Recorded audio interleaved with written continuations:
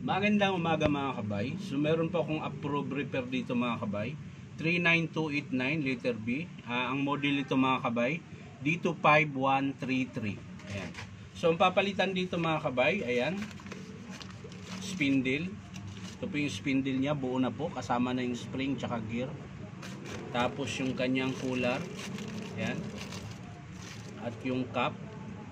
Tapos yung kanyang o-ring. Ayan, yung nakadikit na stapler. So yan lang po ipapalit natin dito mga kabay sa unit na to. 1, 2, 3, 4, apat na parts. So tara mga kabay, samahan nyo ako. So yan mga kabay, nakalas ko na po yung mga screw tsaka yung dulo. Nakalas ko na rin. Ito, aangat mo na lang, naikot ko na rin to mga kabay. Yan.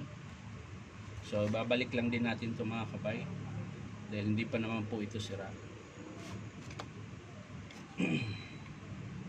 Tapos sisikwatin lang natin dito mga kabay, yan, dahan-dahan para hindi sasama yung gear housing.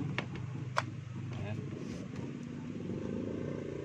Tapos hilahin lang natin yung spindle nya, yan. At syempre kunin natin yung andito pala yung striker mga kabay. So wala na tayong kukunin dito. Meron pa yung bearing pala. Yan, sumama yun. Yan. Sumama yung bearing. Nasan lang natin to mga kabay. Yan. Babalik lang natin to dito. Kasi dyan po talaga yan siya. Yan. So okay na yan mga kabay. Hugutin lang natin yung striker niya mga kabay. Ito po yung striker, ayan, para po mapalitan natin yung o-ring niya.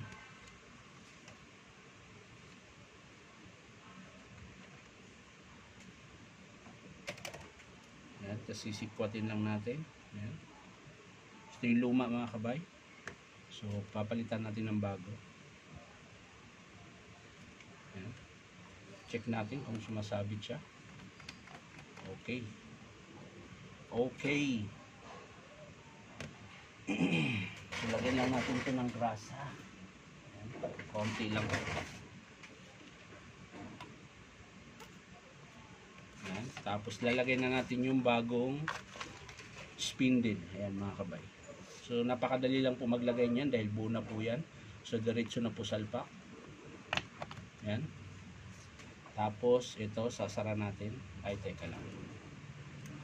Medyo may putik pa po sa may bunganga.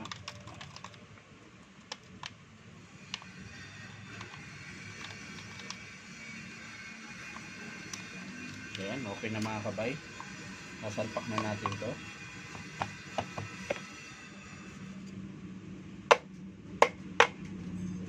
At atin nang i-screw.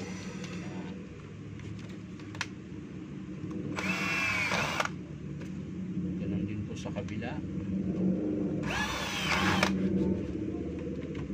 Sa mga gustong magpagawa mga kabay, punta lang kayo dito sa Powerman Hardware, 530 T. Alonso, Santa Cruz, Manila. Yun po yung pinapasukan ko na hardware. Ayan. So pag nagpagawa kayo dito mga kabay, depende po. Minsan kung wala akong gawa, pwedeng antayin. Pero kalimitan talaga mga kabay, iniiwan. Kasi marami po akong repair. Ako lang po mag-isa dito nagre-repair. Pero kung malayo naman kayo mga kabay, kung talagang sinadya nyo lang magpunta rito para magpa-repair, pwede naman natin isingit mga kabay. Malayo.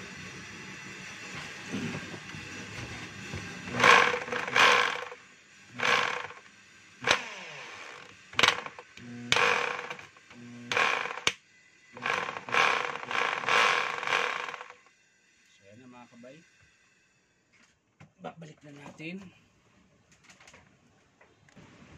So yan mga kabay, nakabit ko na po. So kakabit na po natin yung lever niya mga kabay. So sa pagkakabit nito mga kabay, ganun pa rin. Ayan, yung arrow po papunta dito. Ayan. Tapos sa kanyo po ikutin pataas. Yan. Lagyan natin sa hammer.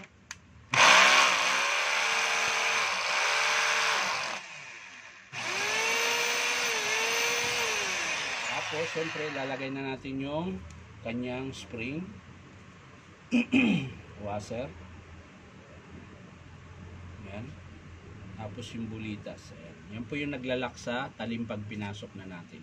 So ito po yung cooler mga kabay. Yun yung gagalawin mo pag ipapasok yung talim. Tapos lalagay mo yung ring para hindi siya makalas. Ayan. Tinutulak lang po ng flat screw yan mga kabay. So ayan na mga kabay. So lalagay natin yung bagong cap nya. Ayan. So ngayon, titestingin natin kung makakalas pa ba yung bala. Siyempre, natural, hindi na. Dahil bago na po yung kanyang sana ba yung bala. Nawala na naman. Ayun. So ito yun mga kabay. Ayun. So hindi na po nakakalas. Pero pag pinisil nyo po yan, siyempre makakalas po siya.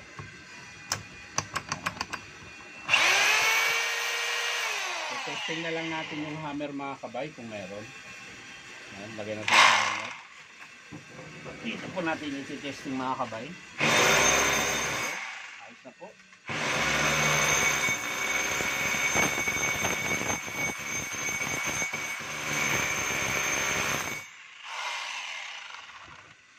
So ayan mga kabay, ito lang po yung pinalitan natin sa repair natin ngayon.